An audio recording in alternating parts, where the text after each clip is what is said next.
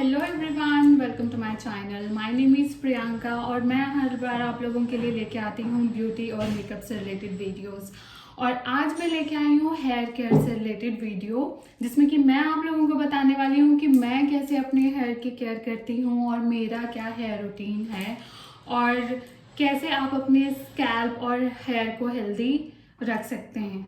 तो video start करने से पहले अगर आप मेरे इस चैनल पे न्यू हैं तो प्लीज़ मेरे चैनल को सब्सक्राइब कर दीजिए, और अगर आप मुझे पहले से देखते आ रहे हैं इस चैनल पे so thank you so much for watching and sharing lots of love and blessings. तो स्टार्ट करते हैं हम अपना ये वीडियो। हम अपनी स्किन और ब्यूटी का तो बहुत ध्यान रखते हैं, बट हम बालों पे तब ध्यान हमारा जाता है जब ये हेयर फॉल या फिर बहुत इची प्रॉब्लम या ड्राई डलनेस आना शुरू हो जाता है, तो हमें ध्यान आता है बालों के साथ कुछ तो प्रॉब्लम है। बट उस लेवल पे आने से पहले ही अगर हम अपने हेयर की रूटीन केयर अगर अच्छा रखें तो बालों में ना तो डलनेस आएगी ना ड्राई होंगे। अगर आपका स्कैल्प हेल्दी होगा तो आपके हेयर हेल्दी होंगे। तो सबसे पहले मैं डिस्कस करती हूँ कि मैं कैसे अपना हेयर केयर करती हूँ। मैं हर वॉश से पहले ओवरनाइट ऑयलिंग ज़रूर करती हूँ and after every wash I apply Matrix का opti smooth mask for 5 minutes. Hair mask is better than conditioner.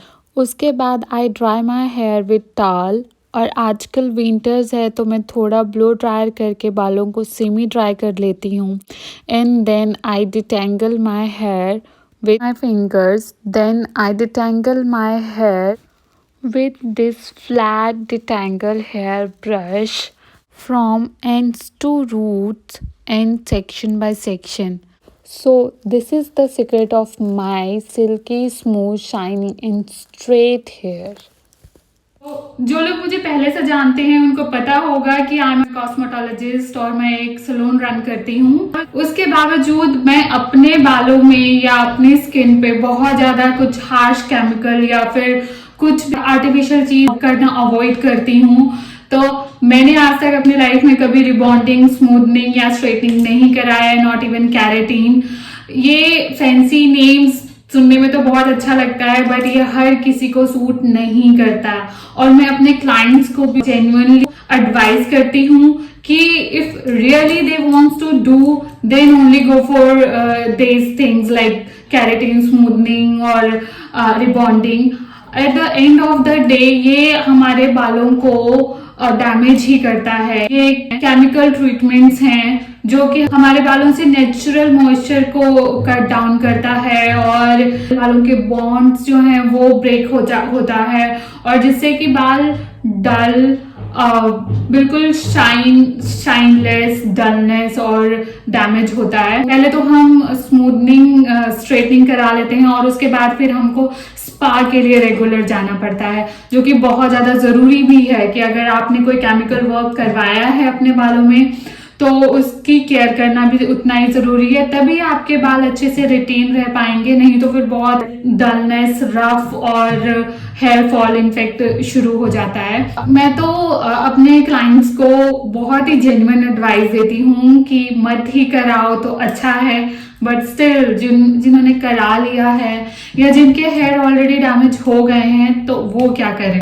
मैंने अपने बालों में अभी तक कभी कुछ नहीं कराया था, बट अभी कुछ टाइम पहले मैंने स्ट्रिक्स ट्राई किया था, but after get my highlighting done उसके कुछ टाइम बाद मेरे बालों में रफनेस और ड्राइनेस आना शुरू हो गया था।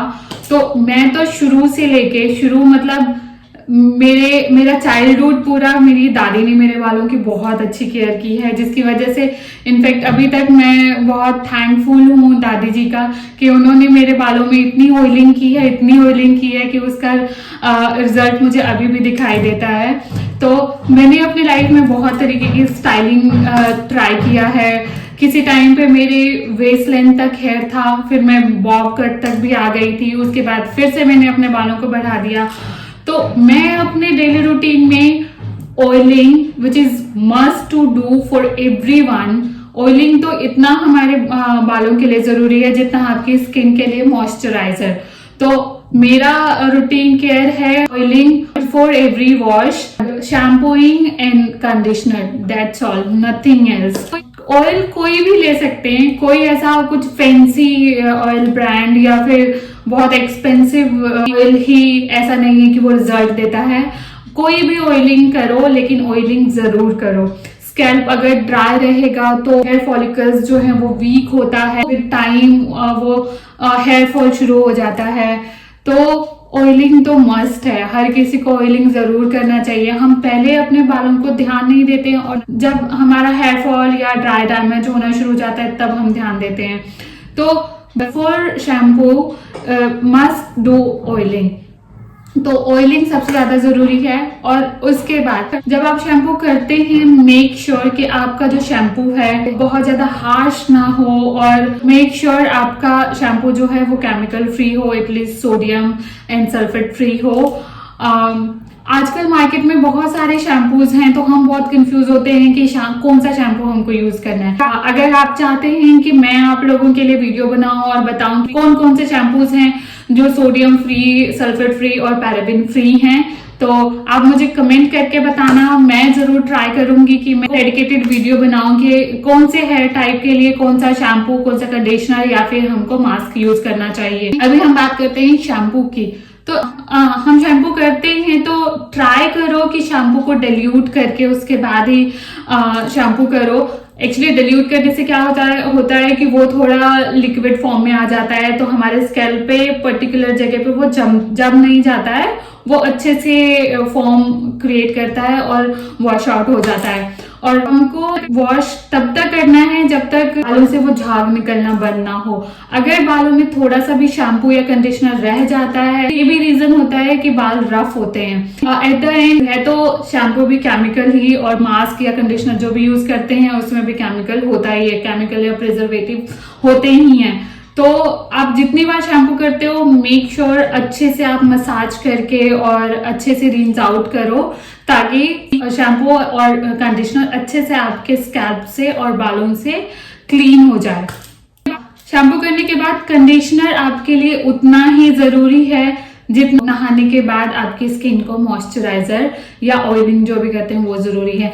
जैसे अगर आप नहा के अपने बॉडी को मॉइस्चराइज नहीं करते हैं तो ड्राई पैचेस होने शुरू हो जाते हैं और हमको व्हाइट व्हाइट दिखना शुरू होता है। तो सेम वैसे ही अगर आप शैम्पू कर लेते हैं, कंडीशनर नहीं लगाते हैं या मास्क नहीं लगाते हैं तो हमारे बालों के भी मल्टीपल लेयर है। तो जब हम बाल शैम्पू करते हैं तो जो बालों का क्यूटिकल है वो ओपन हो जाता है और उसके बाद फिर ड्राइनेस या रफनेस होता है। अगर हम शैम्पू के बाद कंडीशनर यूज नहीं करते हैं तो हमारा जो हेयर का क्यूटिकल है वो ओपन रह जाता है। और एक ये भी रीजन होता है कि ब्रेकेज होता है या फिर हम जब कॉम्ब करते हैं तो टेंगल्स बहुत पड़ता है। तो शैम्पू के बाद कंडीशनर या मास्क अप्लाई करना उतना ही जरूरी है जितना आप आपकी बॉडी पे नहाने के बाद मॉइस्चराइज करना जरूरी होता है। तो कुछ लोग ऐसा भी बोलते हैं कि उनको कंडीशनर सूट नहीं करता। जिनका स्कैल्प बहुत ही ज्यादा ऑयली है कंडीशनर या मास्क अवॉइड कर सकते हैं बिकॉज उनको शैम्पू करते ही नेक्स्ट डे ऑयल आ जाता है। सो दे कैन अवॉइड कंडीशनिंग और मास्क। बट उनके हेयर्स कर्ली या फिर वेवी होते हैं तो वो नेचुरली थोड़े ड्राई भी होते हैं, वो तो मास्क या कंडीशनर जरूर अप्लाई करें। वो आप बालों को स्मूथ करेगा, टेंगल्स फ्री करेगा। और मेक श्योर जब आप शैम्पू करते हो जल्दबाजी में आप शैम्पू और कंडीशनर बालों में ना रह जाए। जब हम शैम्पू करते हैं वी कैन फील कि अगर अच्छे से निकल गया है शैम्पू कंडीशनर तो एकदम स्मूथली फिंगर आउट हो जाता है, पता चल जाता है कि बालों में अब कोई शैम्पू या कंडीशनर नहीं है। तो हमने बात कर ली कंडीशनर की। अब हम बात करते हैं कि अगर आपके लॉन्ग हेयर हैं और आपको टेंगल्स की प्रॉब्लम रहती है। सो जैसे आप शैम्पू करके आए हो टाल ड्राई करने के बाद जब वाटर ड्रिपिंग बंद हो और सेमी ड्राई हो जाए आपके बाल तो उसी टाइम आप अपने बालों को डिटेंगल करके कॉम्ब कर लो। अगर हम बालों को ऐसे ही छोड़ देते हैं तो वो टेंगल्स और पड़ते पड़ते वो इतने टेंगल्स हो जाते हैं कि उसको हम ही डिटेंगल करने में हमारे हेयर ब्रेकेज हो जाता है। सो अपने बालों को सेमी ड्राई हेयर में ही कॉम्ब करके उसको डिटेंगल कर लो। जाते जाते मैं थोड़े से हेयर टिप्स देके जाती हूँ।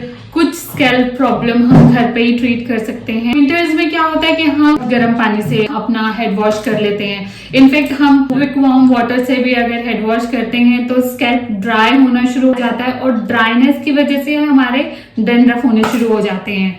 सो विंटर्स में ये प्रॉब्लम बहुत ही कॉमन है। ऐसी प्रॉब्लम के लिए 2 teaspoon Honey, 2 teaspoon lemon juice, उसको अच्छे से मिक्स करके स्कैल्प पे उसको अप्लाई कर लो कॉटन से या फिंगर से, और हाफ एन आवर बाद अपना हेड वॉश आप कर लो। ये आपको एक ही सिटिंग में पता चल जाएगा कि आप कितने अच्छे से ये डैंड्रफ क्लीन कर देता है। हनी बहुत अच्छे से आपके स्कैल्प को मॉइस्चराइज भी करेगा और उसका जो एंटीऑक्सीडेंट प्रॉपर्टी है वो आपको फंगल इन्फेक्शन से बचाएगा। तो आप ये जरूर करके देखना और मुझे बताना कि आपको कैसा लगा मेरा ये टिप्स।